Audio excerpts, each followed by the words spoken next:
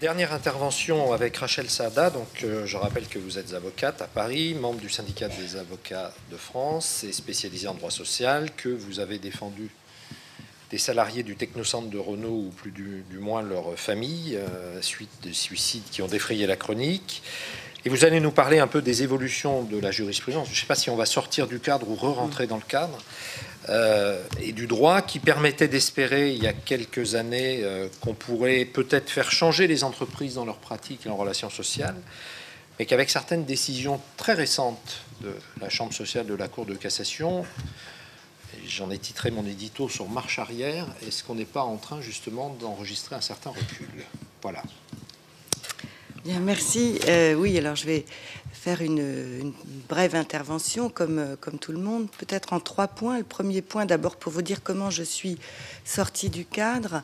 En 2006, donc 2006-2007 ont lieu une série de suicides au Technocentre Renault qui vont vraiment frapper les esprits très fortement. Je pense d'une part lié au fait que ça se passe chez Renault, qui est une entreprise française emblématique, et que d'autre part, ça frappe des ingénieurs, des gens qui, a priori, dans la représentation collective, ne font pas partie des gens qui se foutent en l'air parce qu'ils seraient surendettés, alcooliques ou bien dans une difficulté majeure existentielle. Donc, il y a une espèce de choses comme ça qui explosent et forcé de constater que quand je reçois la veuve d'Antonio, qui est le premier ingénieur à s'être suicidé en sautant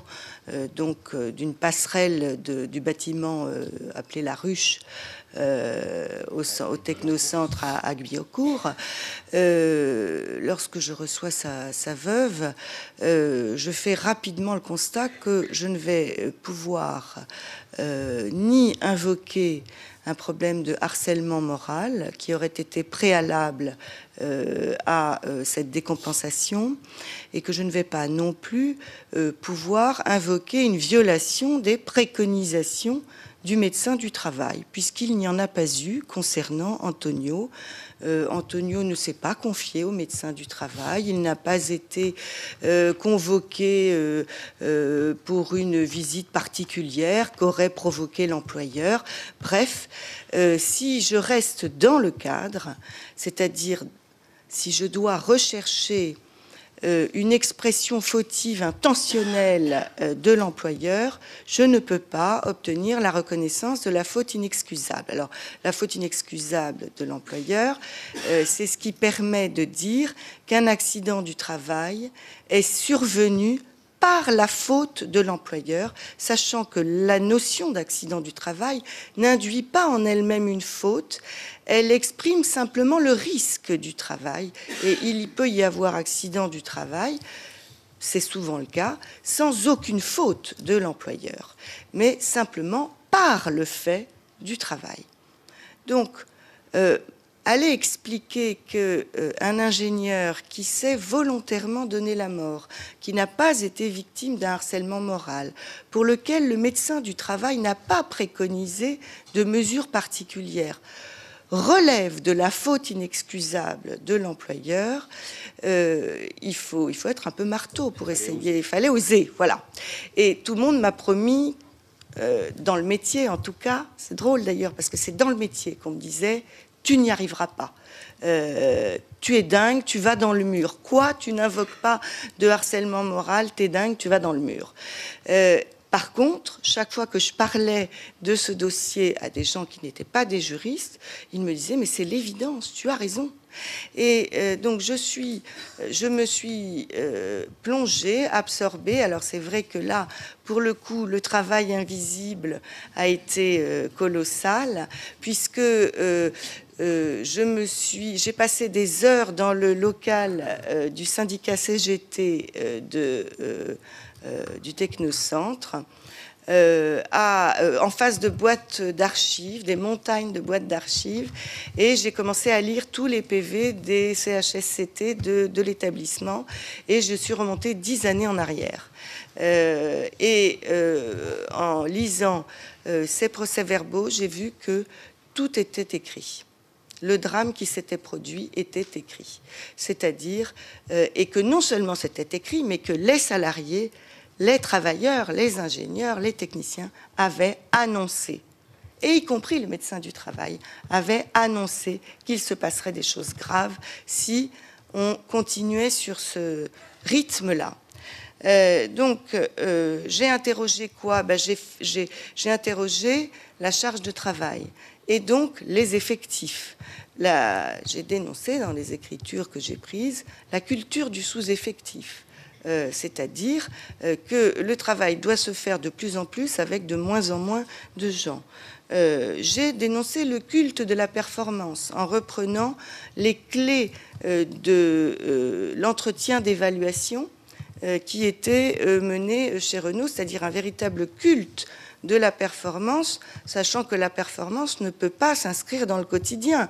La performance, c'est quelque chose d'exceptionnel, et si vous condamnez quelqu'un à la performance en permanence, eh bien, vous le condamnez tout simplement, parce que on ne peut pas être exceptionnel, excellent, performant, toute la journée, tous les jours, toutes les semaines et tous les mois.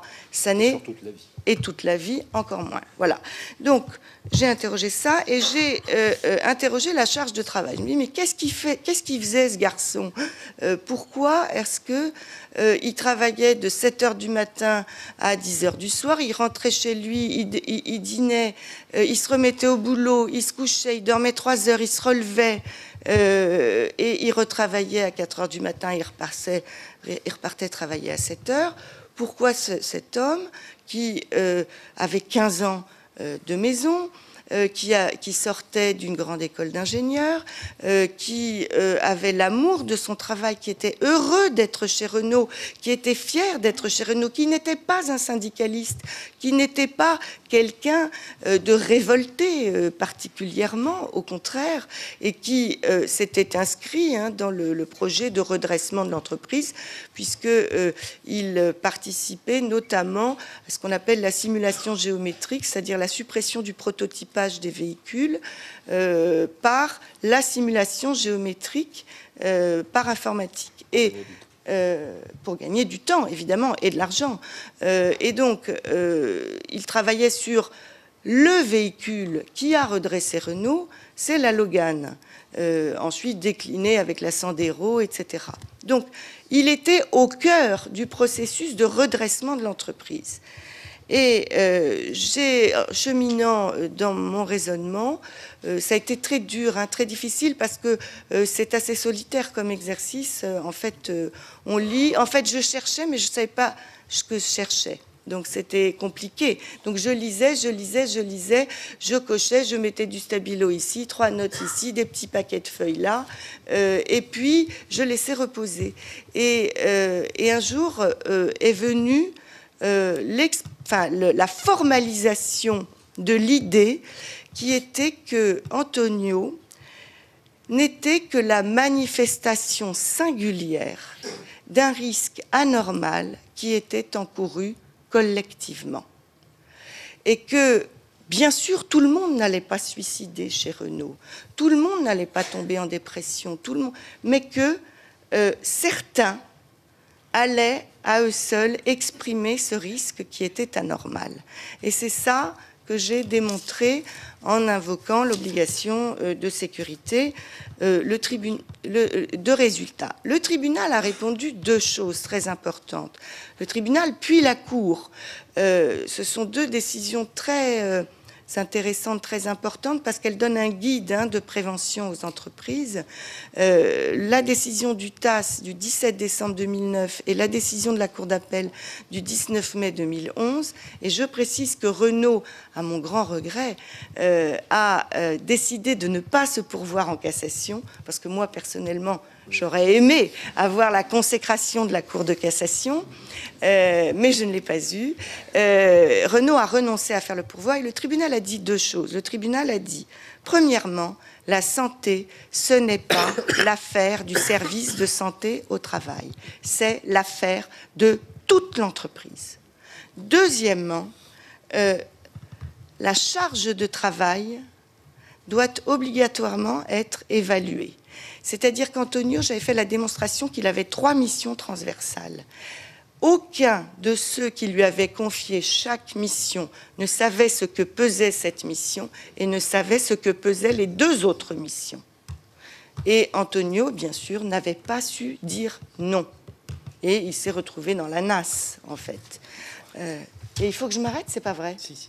Eh bien, j'ai fait qu'un point. Alors, peut-être dans les questions... En 2 mots, les 2 points, mais alors, en 2 mots.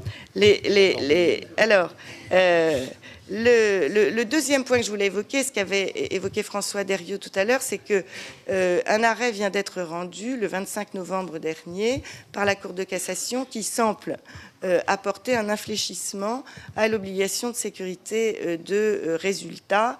Alors, on ne sait pas encore quelle va être la portée de cet arrêt, parce qu'on attend le suivant, et puis parce qu'il y a des discussions jésuistiques entre la deuxième chambre civile qui s'occupe de la réparation, c'est-à-dire tout ce qui concerne ce dont je viens de vous parler, la faute inexcusable, justement, et puis la chambre sociale qui s'occupe de la prévention.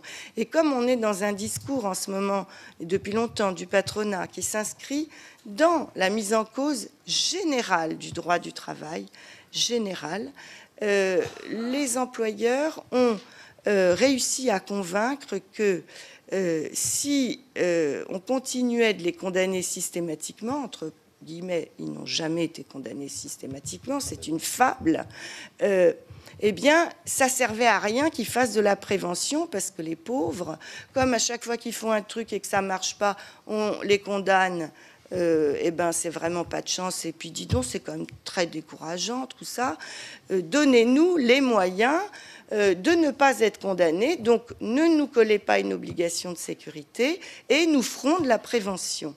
C'est ça qu'ils expliquent, c'est-à-dire demandez-nous moins pour que nous fassions plus. Ça, c'est encore un des raisonnements, oui, des raisonnements invraisemblables. Alors, on verra, c'est un peu dangereux. Et le dernier point, c'est la question des inaptitudes. C'est-à-dire, je pense qu'on est dans une situation qui est absolument invraisemblable, où on demande, alors là aussi, aux médecins du travail de gérer les sorties des malades, que certes c'est une solution sur le plan individuel parce qu'on ne peut pas laisser les gens exposés et risquer leur peau, mais qu'il va bien falloir à un moment ou à un autre s'interroger sur le nombre d'inaptitudes, sur le fait que prochainement il ne sera plus nécessaire pour les employeurs de rechercher un reclassement lorsque l'inaptitude aura été prononcée à tout poste de manière définitive, alors que jusqu'à présent, ils doivent quand même rechercher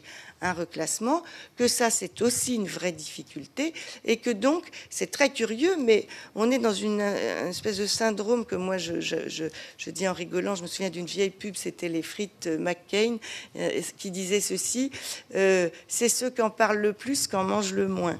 Et là, on parle énormément de santé, de sécurité au travail, mais en réalité, on est en train de détricoter beaucoup de choses après avoir laissé très peu de temps.